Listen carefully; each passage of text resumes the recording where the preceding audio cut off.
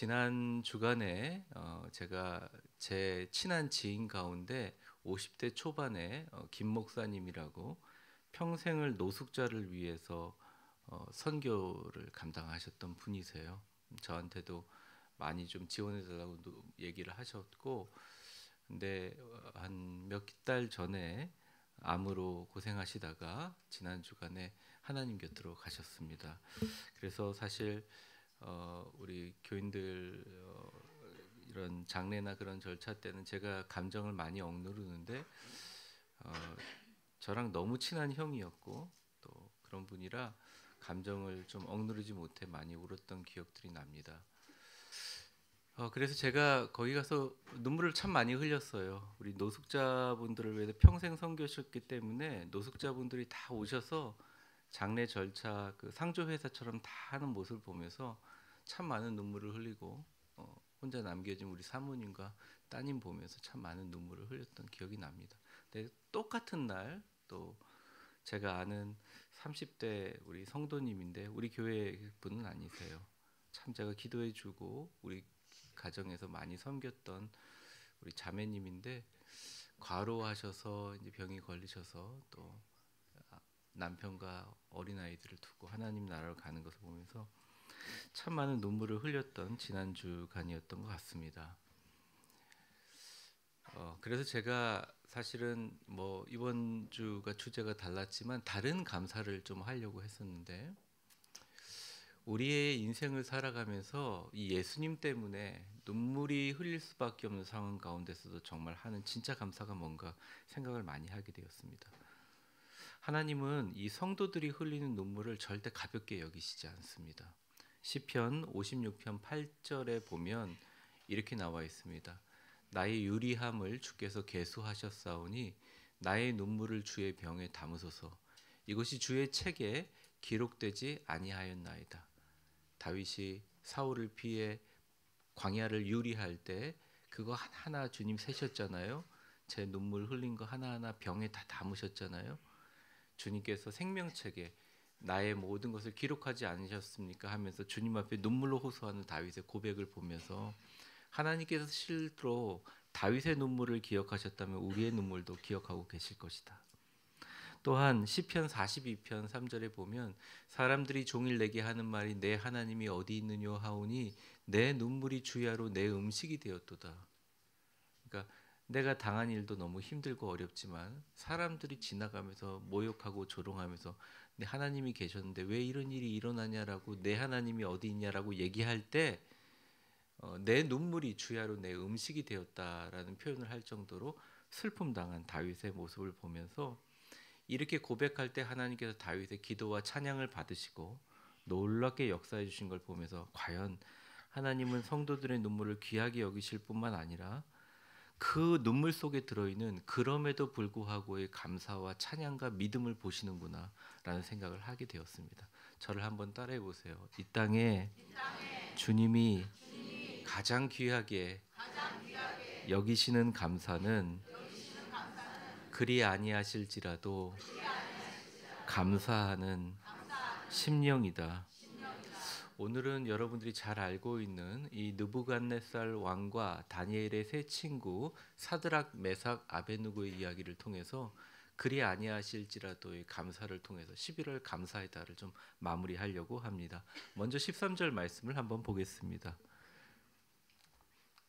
자, 느부갓네살이 왕이 노하고 분하여 사드락과 메삭과 아벳느고를 끌어오라 말하매 드디어 그 사람들이 왕의 앞으로 끌어온지라. 14절 우리 같이 한번 읽어보겠습니다. 시작. 느부갓네살이 그들에게 물어 이르되 사드락 메삭 아벳느고야 너희가 내 신을 섬기지 아니하며 내가 세운 금신상에게 절하지 아니한다 하니 사실이냐 이렇게 나와 있습니다. 느부갓네살 왕이 60규빗이나 되는 그러니까 지금 현재의 측량 도구하고 맞는지 모르겠지만 어마어마하게 큰 신상을 바벨론 제국에 세워놓고 누구든지 이 신상에게 절하는 것이 바로 나의 통치권을 인정하는 것이다라고 얘기를 했습니다. 그런데 너무나 느부갓네살이 아꼈던 사드락과 메삭과 아벳느고라는 정말 다니엘의 귀한 친구들 그 사람들이 절하지 않는다는 소식을 이간질하는 신하들로부터 들었어요. 그래서 얼른 13절에 보면 끌어오라고 합니다. 그리고 14절에서 뭐라고 하냐면 내가 세운 금신상에게 절하지 아니한다고 하는 것이 사실이냐 이렇게 되묻고 있습니다.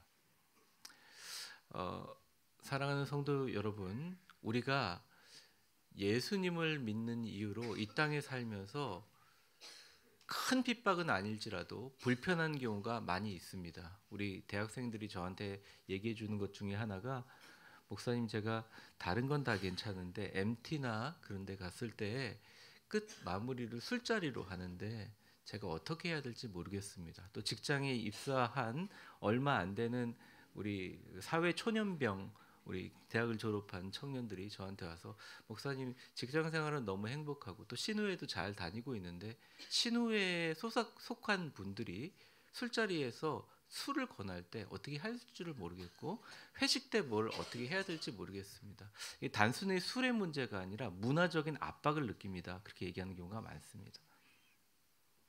또 아주 깊이 있는 고민들 가운데 사업을 하거나 비즈니스를 하시는 분들 가운데 저한테 아주 진지하게 이렇게 묻는 경우가 있습니다.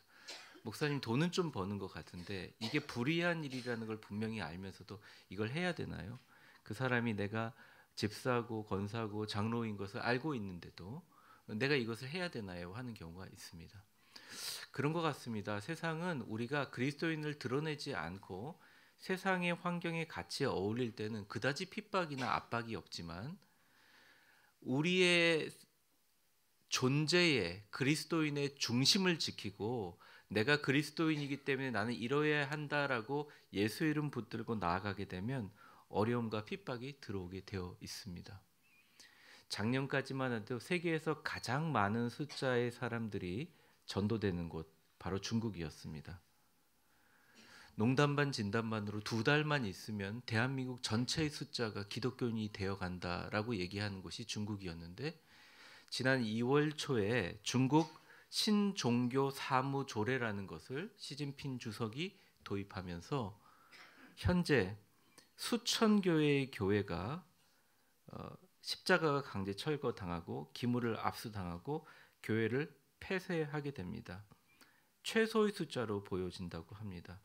제가 섬기고 있는 중국 선교회 우분투의 이야기로 인하면 성경은 사람들 보는 데서 태워질 뿐만 아니라 십자가도 태워지고 심지어는 중국의 이슬람 인구가 1억 5천만 명이잖아요. 근데 중국 안에 있는 이슬람 사람들에 의해서 교회당이 불태워지는 일이 일어난다는 것이죠. 그리고 올 한 해만 해도 추산 한국 선교사님만 500명이 쫓겨났고 그나마 한국 선교사님 독해서 많이 남아 있기 때문에 그만큼만 쫓겨난 거고 나머지는 전부 다 쫓겨났다고 합니다. 그리고 앞으로 그 중국 정부의 계획은 2년 내에 남겨져 있고 숨어 있는 1,500명의 모든 선교사를 추방하기로 결정하고 시작하고 있습니다. 중국의 지하교회 지도자 중에 하나인 바푸라는 그 중국 목사님이 증언한 바에 의하면 중국이 이제는 종교를 핍박하는 데 넘어서 성경 자체를 중국식으로 바꾸려고 하고 있다. 사회주의에 잘 적응하고 사회주의에 잘 맞는 중국식 성경을 만드는 것을 추진하고 있다는 상황들을 전해 주었습니다. 근데 참 신기한 것은 이렇게 핍박을 오면 다 무서워하고 도망하고 오히려 기독교인들 결신 숫자가 줄어야 하는데 오히려 중국 내 지하교회에서는 더 많이 전도하고 자기의 사역자들이 떠나도 성도들끼리 똥돌 뭉쳐서 복음을 전하고 있다는 소식을 들었습니다. 여러분 이런 뉴스나 소식을 들으면서 그냥 먼 곳에 있는 남의 이야기라고 생각이 드십니까? 아니면 여러분들의 삶에 직접적으로 당면하고 있는 영적 전쟁이라고 생각하십니까? 저는 이것이 우리에게 직접 당면하고 있는 영적 전쟁이라고 생각합니다. 그 시대의 사드락과 메삭과 아벳노고도 똑같은 상황이었습니다. 15절을 한번 보여주시죠. 15절 같이 한번 읽겠습니다. 시작. 이제라도 너희가 준비하였다가 나팔과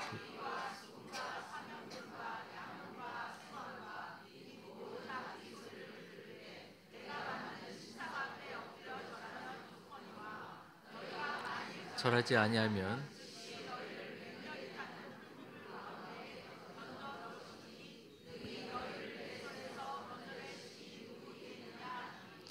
우리의 사회 현상을 보여주고 있습니다. 좋은 게 좋은 거 아니냐. 그냥 니네들은 내가 너무 아끼는 사람이다. 실제 제국의 황제가 직접 그 사람의 이름을 부른다는 것은 엄청 친밀한 관계를 의미합니다. 여러분은 다니엘서 1장과 2장을 읽어보면 알겠지만 너무너무 아끼는 사람들. 근데 이 아끼는 사람을 죽이기 싫어서 니네들이 지금이라도 여러 종류의 악기에 맞춰서 그대로 절하는 신용만 해도 내가 좋거니와 만일 안 하면 너희들을 풀무불에 던져 넣겠다. 설득도 하지만 협박도 하는 것입니다. 그러면서 맨 마지막에 아주 중요한 얘기를 합니다. 저를 한번 따라해보세요. 능히 너희를 내 손에서 건져낼 신이 누구이겠느냐. 이 느부갓네살 왕의 아주 건방진 얘기입니다. 잘 보십시오. 능히 너희를 나 느부갓네 왕 손에서 건져낼 신이라는 것이 있겠느냐. 그게 누구냐. 이렇게 도발한 것입니다. 근데 이때 사드락, 메삭, 아벳느고가 한 귀한 크리스찬들이 본받아야 될 대답이 있어요. 첫 번째 대답은 우리가 하는 그런 대답, 유일한 대답, 또 우리 믿음의 대답입니다. 16절과 17절을 한번 같이 읽어보시죠. 시작. 왕이 사드락과 메삭과 아벳느고가 왕에게 대답하여 느부갓네살이여 우리가 이 일에 대하여 왕에게 대답할 필요가 없나이다. 왕이여 우리가 섬기는 하나님이 계시다면 우리를 맹렬히 타는 풀무불 가운데서 능히 건져내셨고 왕의 손에서도 네, 우리 신앙인 중에 정말 믿음 좋은 분들이 이렇게 대답하잖아요. 내가 당신이 신이 아니고 당신 정말 부하가 아닌데 내가 대답할 이유가 뭐가 있느냐. 하나님이 능히 나를 풀무불 가운데서 건져내실 것이다. 뭡니까? 믿음의 고백, 소망의 고백, 확신에 찬 고백입니다. 그런데 성경상에 어쩌면 거의 유일하게 이런 믿음의 고백을 넘어선 하나님을 움직이고 이 천국을 흔드는 진짜 위대한 고백이 있는데 그게 18절이에요. 같이 읽어보겠습니다. 시작. 그렇게 하지 아니하실지라도 왕이여 우리가 섬기지다.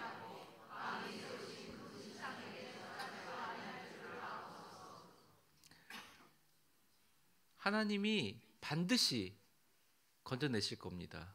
근데 혹 우리가 당신 말대로 내가 풀무불 2000도가 넘는 쇠를 달구는 불에 타 죽더라도 하나님이 의도성을 가지고 우리를 죽일지라도 내가 당신한테 절하지도 않고 당신에게 감사하지도 않고 당신 뜻대로 되지 않을 것입니다. 난 주님을 사랑합니다. 난 하나님의 사람입니다. 이렇게 얘기하고 있다는 것이죠. 오늘은 이 부분에 대해서 조금 깊이 한번 관계를 살펴보려고 합니다. 여러분 참 어렵죠. 그냥 삶 속에서 감사한다라고 고백하는 것도 태도를 바꾸기 너무 어려운데 그리 아니하실지라도의 감사를 한다는 건 너무 어려운 이야기입니다. 그리 아니하실지라도의 감사의 정의는 뭔가? 전 두 가지라고 생각합니다. 하나는 관계성이고 두 번째는 뭐가 씌인 거죠. 콩깍지가 씌인 겁니다. 한번 저를 따라해 보세요. 관계의 감사, 콩깍지 감사. 첫 번째는 관계입니다. 그러니까 이런 거죠. 그 사람에 대한 믿음과 신뢰가 있으면 혹이나 이간질하는 사람들이 얘기를 해도 아유 그 사람이 실제 그런 일을 얘기할 리가 없어. 만약 했더라도 그 사람이 그런 의도로 얘기한 것이 아닐 거야. 난 그 사람을 믿어. 그 친구를 믿어. 그러니까 믿음과 신뢰의 관계를 표현하는 거죠. 우리가 그 엔도 슈샤크의 침묵이라는 소설을 읽어보면 그런 장면이 나옵니다. 포르투갈 선교사님이 나와서 이 일본의 신자들을 많이 전도해가지고 기독교가 되다 보니까 일본 당국에서 이것들을 어떻게든 핍박을 하다 보니까 외부적으로 핍박을 해서는 절대 흔들리질 않아요. 아 이걸 어떻게 하나 보니까 그 신자들의 다 가족들이 일본 전역에 퍼져 있고 또 포르투갈 신부님조차도 일본에 와서 일본인 여자와 결혼을 한 상태예요. 아 그러면 이 목회자와 신도 사이를 좀 이간질시키자. 그래서 어떤 방법을 썼냐면 예수님의 사진이 이렇게 있는 사진을 액자를 딱 놓고 밟으라고 합니다. 니네가 만약 이것을 밟지 않으면 바닷가의 나무 십자가에 달려서 밀물이 차올 때 다 죽을 것이고 만약 밟으면 살려주겠다라고 얘기하면서 분열을 시키려고 합니다. 근데 대부분의 교인들이 예수님의 사진을 밟지 않고 십자가에 매달려 죽습니다. 또 일부의 교인들은 내가 그래도 살아야 되지 않나 그래서 예수님의 십자가를 슬픈 마음으로 밟습니다. 그럼에도 불구하고 하나님이 잘했다 못했다 얘기하지 않고 침묵한다는 내용이 어떻게 보면 침묵의 그 소설의 내용입니다. 사랑하는 성도 여러분, 제가 가끔 그 생각을 합니다. 우리나라에 어떤 6.25가 있을 때 수많은 그 어려움과 그 공산주의자들의 핍박이 있을 때 똑같이 예수님의 사진이라든지 십자가를 놓고 발로 밟으면 살려주고 아니면 밟으면 살려주고 밟지 않으면 죽이겠다 이렇게 협박한 것들을 생각합니다. 여러분 한번 생각해 보십시오. 그 예수님의 사진이 그냥 프린트된 사진이겠습니까? 그냥 여느 액자였습니까? 아니죠. 저를 한번 따라해보세요. 그 사진은 나를 사랑하시고 나와 관계된 바로 그 예수님의 자체다. 그러니까 너무 그 예수님의 사진을 소중히 여기는 거죠. 그러니까 죽음을 각오하고 그거 한번 밟고 눈 감고 끝난 게 아니라 안 밟기 때문에 죽임을 당했다는 것입니다. 이 땅에 지금도 한 해 추산 50만 명의 기독교인들이 그런 식으로 죽임을 당하고 있습니다. 아프리카의 루안다 지역에 지금도 수많은 기독교인들이 총과 칼 앞에서 나는 예수를 믿는다고 고백하는 것 때문에 죽임을 당하고 있는 상황입니다. 사랑하는 우리 위대한 교회 성도들에게 묻습니다. 우리가 정말 지향해야 될 것이 뭐고 우리가 바라봐야 될 것이 무엇인가? 그것은 지금도 이 땅에 핍박당하는 크리스찬을 향해서 우리 교회가 그 귀한 사역을 잘 감당해서 이어서 감당해야 되는 것입니다. 분명히 여러분에게 이 성경은 그냥 여러분이 들고 다니는 출판에서 온 성경이 아니라 나를 지금까지 눈물과 기쁨 가운데 나를 인도해 주셨던 바로 하나님의 말씀이다. 이 교회는 하나님이 나를 지켜주시고 나를 하나의 신앙으로 해주신 바로 그 위대한 교회 내 교회다. 이 주님은 나에게 때로는 그 귀한 축복과 남들에게 대박을 나게 해주시지는 않아도 주님은 여전히 내게 정말 아름다운 분이시고 내게 소중한 분이시고 나와 정말 내 생명과 같은 관계가 있는 분이시기에 그분은 역시 나의 주님이시다. 그렇기 때문에 나에게 모든 주신 부분이 이해가 되지 않고 슬픔이 있고 아픔이 있더라도 때로는 어떤 계획인지 알 수 없어더라도 그리 아니하실지라도 풀무불에 선 사드락 메삭 아벳느고처럼 주여 감사합니다라고 하는 관계의 감사가 바로 그리 아니하실지라도의 감사라는 거예요. 그런 감사는 주님과 깊은 감사를 깊은 관계를 하는 분들이 누릴 수 있게 된다는 것입니다. 여기 있는 모든 분들이 주님과 그런 관계가 다 되셨으면 참 좋겠습니다. 옆에 분을 한번 축복해 보세요. 활짝 웃으면서 주님은 언제나 나와 당신에게 주님이십니다. 절대 변하지 않을 진짜 내 사랑하고 내 부르짖을 이가 주님이시라는 그 관계로 인해서 우리가 그리 아니하실지라도 감사를 할 수 있다는 것입니다. 두 번째 그리 아니하실지라도 감사는 콩깍지 감사예요. 여러분 콩깍지 뭔지 아시죠? 연애하실 때 다 씌워 보셨죠? 지금도 씌워져 있으면 복 많이 받으실 겁니다. 근데 지금은 제가 관찰해 보니 별로 없으시더라고요. 별로 없으시더라고요. 사람이 어떤 존재에게 홀릴 때가 있습니다. 뭘 줘도 아깝지 않을 때가 있습니다. 어떤 사람은 나에게 너무 많이 베풀어 주는데 부담이 될 때가 있고 어떤 사람에게 내가 너무 많이 줘도 하나도 아깝지 않을 때가 있습니다. 미국에서 제가 되게 존경하는 교수님을 얼마 전에 전화도 통화했지만 미국에 이제 유학 시절에 만났는데 그 교수님이 자꾸 이 가난한 유학생이니까 자꾸 햄버거 먹자, 뭐 샌드위치 먹자 그러길래 교수님 제가 꼭 대접하고 싶습니다. 한국 식당으로 모시고 갔어요. 근데 미국에는 고기가 좀 싸잖아요, 우리나라에. 근데 그런 줄 알고 미국인 교수가 가서 소고기를 탁 주문하는 거예요. 그리고 이제 나올 때 제가 계산하는 걸 보면서 미국인 교수가 너무 안타까워하고 너무 미안해하고 막 어쩔 줄을 몰라 하시는 거예요. 근데 제가 그걸 보면서 너무 아깝기는커녕 이분이 소고기를 원래 좋아하시는 분이었구나. 맨날 샐러드만 먹는 줄 알았는데 앞으로 더 사드릴 수는 없지만 그래도 한 번이라도 교수님 좋아하는 거 대접했다는 마음이 정말 기쁘더라고요. 돈이 하나도 아깝지 않다. 이 돈 가지고 뭐 애 교재를 사고 이런 생각 하나도 안 들고 너무 그날 좋았습니다. 그리고 교수님한테 그 자체가 두근거리고 큰 기쁨이었다는 거죠. 여러분, 이게 콩깍지가 씌이면 첫 번째 하는 게 계산이 안 돼요. 계산이 안 되는 거죠. 나의 삶에 베풀어 주신 주님을 믿고 주님과 함께 이 존경하고 사랑하는 주님 때문에 희생을 당하기도 하고 손해를 보기도 하고 내가 감당하지 않아야 될 일조차 교회 직분 때문에 감당해야 될 일들이 있어요. 그런데 그게 막 힘들고 고통스럽고 이런 게 아니라 주님 때문에 주님의 얼굴만 바라보면 다 잊어버리고 주님 앞에 두근거림으로 설 수 있는 바로 그 감사를 얘기하는 것입니다. 사드락 메삭 아벳느고가 어떤 자기 마음에 있는 의무적인 감사로 아니면 의무적인 신앙의 고백으로 했다고 생각하지 않습니다. 그 정도는 우리 모두 다 알고 있습니다. 풀무불에 던지는 사람이 타 죽을 정도로 쇠를 녹이는 불 앞에서 그렇게 할 이유가 없잖아요.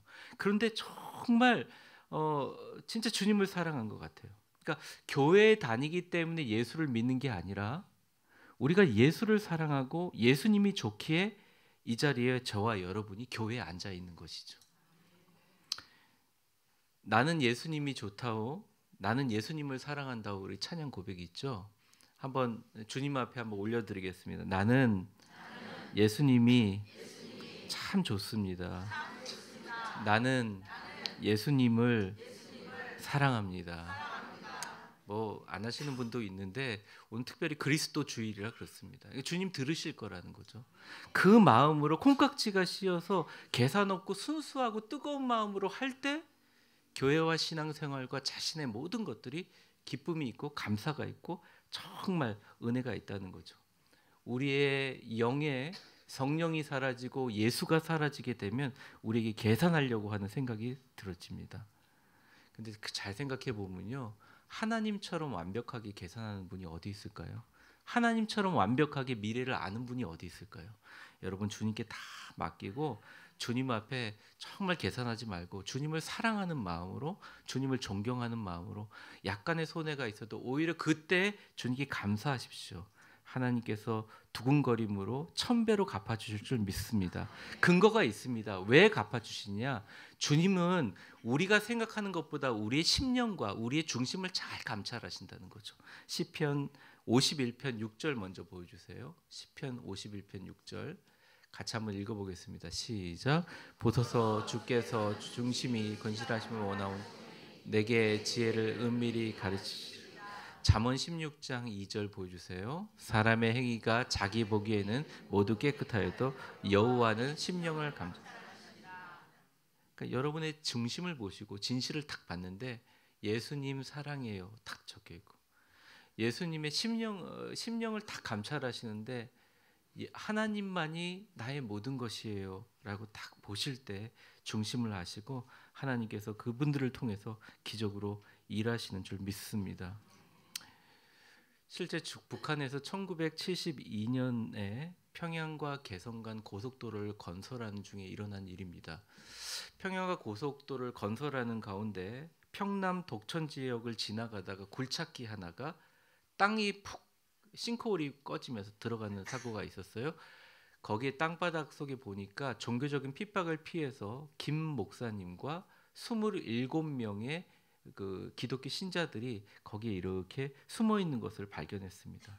그래서 이 곡산 주민들, 그 근처에 있는 곡산 주민들 3만 명이 다 둘러싸서 보는 가운데 공개 재판을 하고 처형하는 일이 있었다는 것이죠.